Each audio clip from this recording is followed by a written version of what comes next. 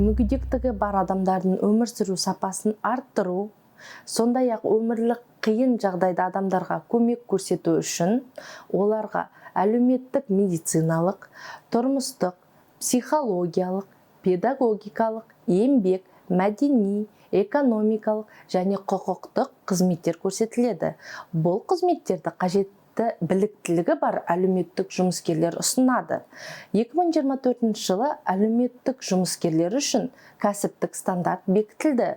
Соған сәйкес әлеуметтік жұмыскер арнаулы әлеуметтік қызметтер көрсету қажеттілігін айқындайды, консультациялар жүргізеді, қызметтер көрсету жоспарын әзірлейді және оны іске асырады.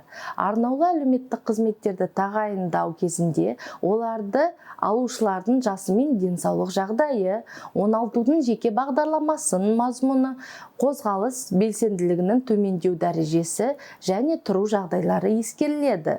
Арнаулы әлеуметтік қызметтер стационар, жартылай стационар және үй жағдайында көрсетіледі. Әлеуметтік жұмыскерлердің қызметтерін көрсетуге өтімді электрондық үкімет порталы арқылы беруге болады. Сұраудың өңдеу мерзімі 14 жұмыс күніне дейінгі мерзімде құрайды.